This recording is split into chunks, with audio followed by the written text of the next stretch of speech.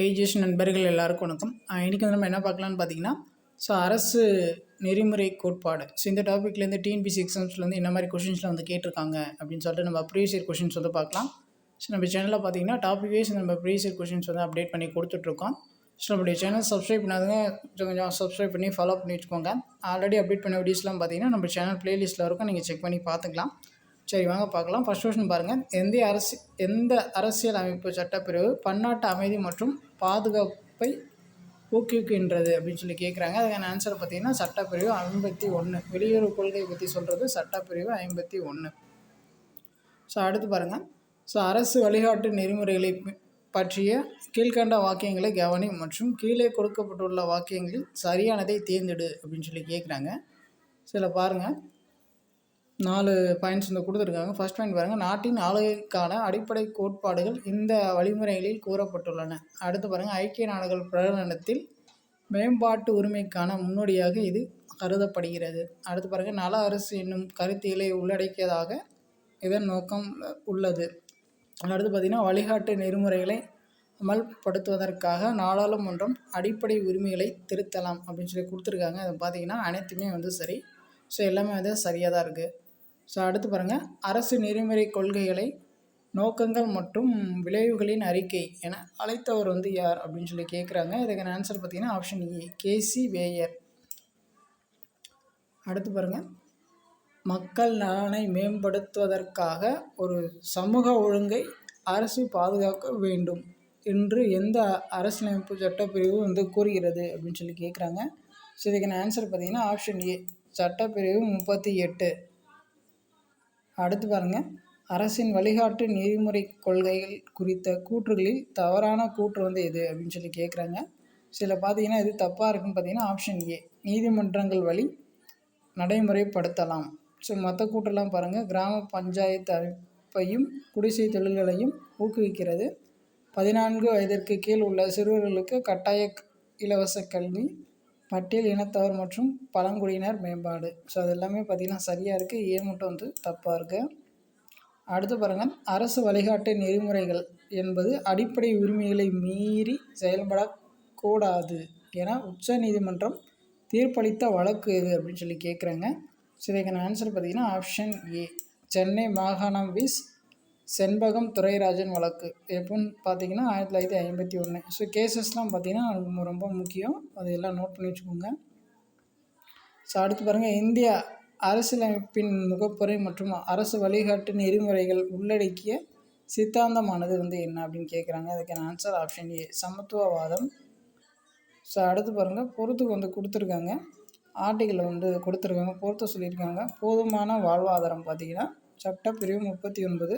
கண்ணியமான தரவாழ்வு பார்த்திங்கன்னா ஆர்டிகிள் 43. பணியுரிமை பார்த்திங்கன்னா 41. மக்கள் நலன் பார்த்திங்கன்னா 38. இதுக்கான ஆன்சர் பார்த்திங்கன்னா ஆப்ஷன் சி, 4321. அடுத்து பாருங்கள். பின்வருவனவற்றில் தவறாக இணைக்கப்பட்டவை எவை அப்படின்னு சொல்லி கேட்குறாங்க. இதில் தப்பாக எது இருக்குன்னு பார்த்திங்கன்னா 3, 4 வந்து தப்பாக இருக்குது. சரியாக இருக்கிறது வந்து பாருங்கள். சுற்றுச்சூழலை பாதுகாக்க அரசு மற்றும் தனிநபரின் கடமை அப்படின்னு சொல்லியிருக்காங்க. விதி 48 ஏ. அதுக்கப்புறம் பார்த்திங்கன்னா அனைத்து குழந்தைகளுக்கும் 14 வயது முடியும் வரை குழந்தை பருவ பராமரிப்பு மற்றும் கல்வி கொடுக்கணும் அப்படின்னு சொன்னது சட்டப்பிரிவு 45. அடுத்து பாருங்கள். கீழ்காணும் கூற்றுகளில் அரசு நெறிமுறையுறுத்தும் கோட்பாடுகளை பற்றிய சரியான கூற்றை கண்டறிக அப்படின்னு சொல்லி கேட்டிருக்காங்க. பார்த்தீங்கன்னா எது சரியாக இருக்குன்னா 1, 2 வந்து சரியாக இருக்குது. Option C. என்னன்னு பாருங்கள். சட்டப்பிரிவு 36 51 வரை அரசு நெறிமுறையுறுத்தும் கோட்பாடுகள் பற்றி கூறியுள்ளது அப்படின்னு சொல்லியிருக்காங்க. அது சரி. Doctor B.R.. அம்பேத்கர் இதனை இந்திய அரசியலமைப்பின் புதுமையான சிறப்பம்சம் என விவரிக்கிறார். இது வந்து சரி. அடுத்து பாருங்கள். அரசின் நெறிமுறை வழிகாட்டும் கொள்கைகள் பற்றிய கீழ்காணும் வாக்கியங்களை கவனிக்கவும். ஏபின்னு 2 ஸ்டேட்மெண்ட் கொடுத்துருக்காங்க. ஏ பாருங்கள். அரசின் நெறிமுறை வழிகாட்டு கொள்கைகளின் நேரடி ஆதாரம் இந்திய அரசு சட்டம் 1935 வழங்கிய அறிவுறுத்தல்கள் ஆகும். அடுத்து பார்த்திங்கன்னா செகண்ட் ஸ்டேட்மெண்ட் பாருங்கள். 1937ஆம் ஆண்டின் அயர்லாந்து அரசியலமைப்பின் வழிநடத்தும் கொள்கைகளை நீதிமன்றத்தில் நியாயப்படுத்த முடியாது அப்படின்னு சொல்லி கொடுத்துருக்காங்க. சில பார்த்தீங்கன்னா கரெக்டான ஆன்சர் வந்து ஆப்ஷன் சி, ஏ வந்து தவறு, பி வந்து சரி. இது சரியாக இருக்குது, இது வந்து தப்பாக இருக்குது. ஸோ அடுத்து பாருங்கள், அரசியலமைப்பை உருவாக்கியவர்கள் அரசின் கடமைகளாக அரசியலமைப்பில் இந்த வடிவத்தில் சேர்த்தனர் அப்படின்னு சொல்லி கேட்குறாங்க.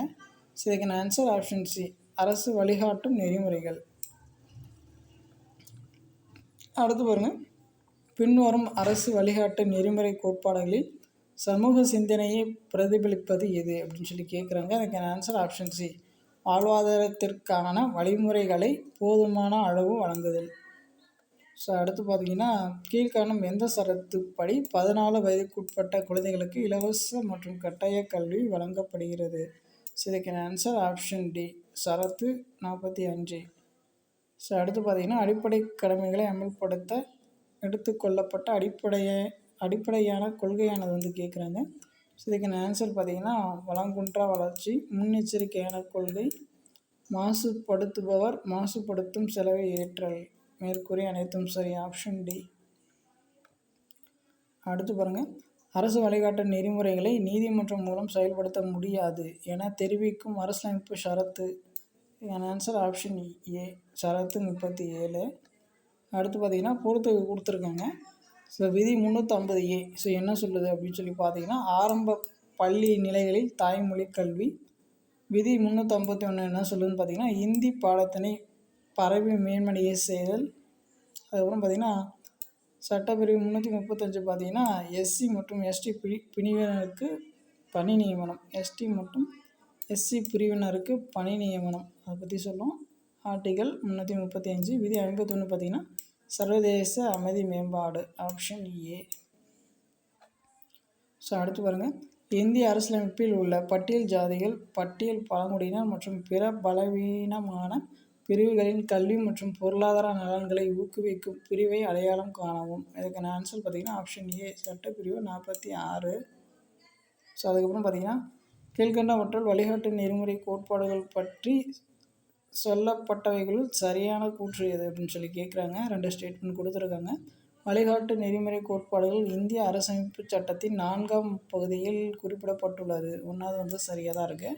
ஸோ அதுக்கப்புறம் பார்த்திங்கன்னா, வழிகாட்டு நெறிமுறை கோட்பாடுகளின் மீது இயற்றப்படும் சட்டங்களை நீதிமன்றம் தனது அதிகாரத்தின் மூலம் கால வரையறுக்க முடியும். ஸோ இது வந்து சரிதான். இதுக்கான ஆன்சர் பார்த்திங்கன்னா ஆப்ஷன் சி, 1, 2 ரெண்டுமே வந்து சரி. இது பார்த்திங்கன்னா திரும்ப பொறுத்து கொடுத்துருக்காங்க.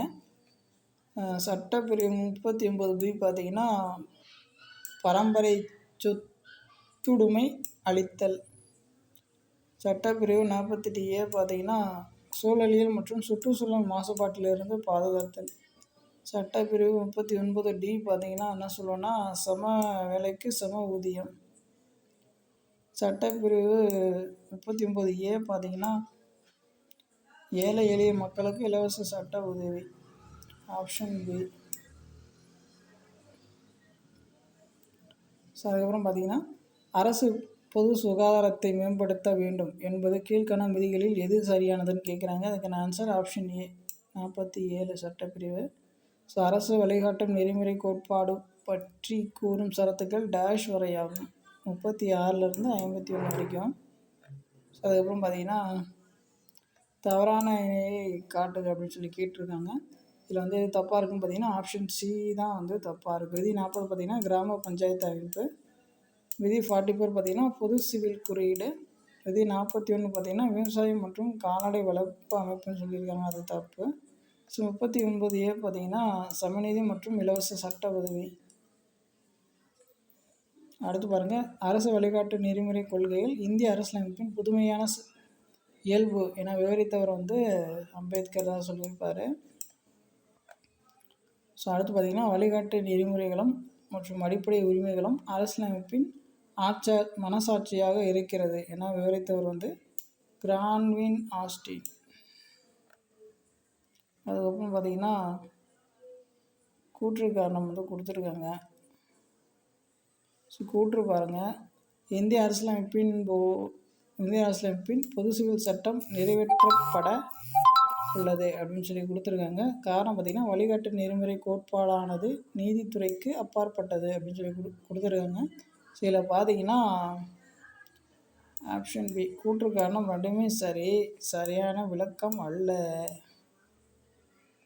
அடுத்து பாருங்கள், அரசு நெறிமுறை கோட்பாட்டினை பின்வரும் நாடுகளில் எது முதலில் தங்கள் அரசியலமைப்பில் சேர்த்து கொண்டதுன்னு கேட்குறாங்க. அதுக்கான ஆன்சர் பார்த்திங்கன்னா ஆப்ஷன் டி ஸ்பெயின் நாடு தான் பார்த்திங்கன்னா அரசு நெறிமுறை கோட்பாடு முதல்ல அரசியலமைப்பில் சேர்த்துருப்பாங்க. நம்ம இந்தியா பார்த்திங்கன்னா அயர்லாந்துகிட்டேருந்து தான் வாங்கியிருப்பாங்க. ஸோ அது நம்ம கன்ஃபியூஸ் பண்ணிக்கூடாது. ஸோ அதுக்கப்புறம் பார்த்திங்கன்னா கூற்று காரணம் கொடுத்துருக்காங்க.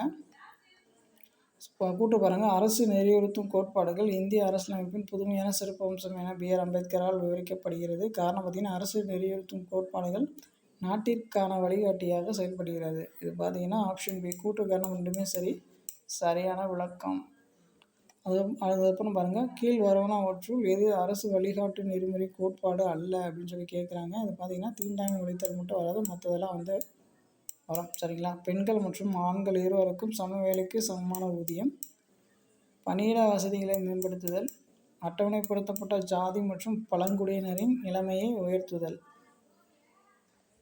அடுத்து பாருங்கள், கீழ்காணும் ஜோடிகளில் சரியாக பொருந்தி உள்ளதை தேர்ந்தெடுக்கவும்.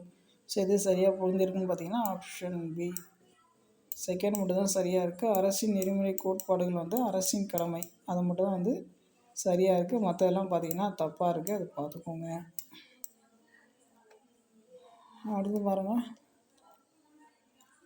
அரசு தேசிய வாழ்வின் அமைவனங்கள் அனைத்திலும் சமுதாய பொருளியல் அரசியல் நீதி நிறைந்து நிலவுவதான ஒரு சமுதாய முறைமையினை பயனுற ஏதி பாதுகாத்து மக்களின் நலப்பாட்டை வளர்த்திட அரிதின் முயல வேண்டும் என்று கூறும் இந்திய அரசியலமைப்பு சட்டப்பிரிவு கேட்குறாங்க. சட்டப்பிரிவு 38. இது டிரான்ஸ்லேஷனே இவங்க பண்ணலை. ஸோ அடுத்து பார்த்தீங்கன்னா, ஏழைகளுக்கு சமநீதி மற்றும் இலவச சட்ட உதவி எதன் மூலம் உத்தரவாதிக்கப்பட்டுள்ளதுன்னு கேட்குறாங்க. ஸோ இதுக்கான ஆன்சர் ஆப்ஷன் பி 39A. அப்புறம் பார்த்திங்கன்னா, அரசின் நெறிமுறை கொள்கைகள் கொண்ட இந்திய அரசியலமைப்பு விதிகள் 38, 39, 41, 42 மற்றும் 43 டேஷ் கொள்கையை வெளிப்படுத்துகின்றன. சமதர்ம ஆப்ஷன் பி. ஸோ அதுக்கப்புறம் பாருங்கள், இந்திய அரசியலமைப்பு சாசனத்தின் வழிகாட்டு நெறிமுறைகள் டேஷ் போல் தோற்றம் அளிப்பவையாகும் அப்படின்னு கேட்குறாங்க. அதுக்கான ஆன்சர் ஆப்ஷன் சி அறிவுறுத்தல் செயற்கருவி 1935.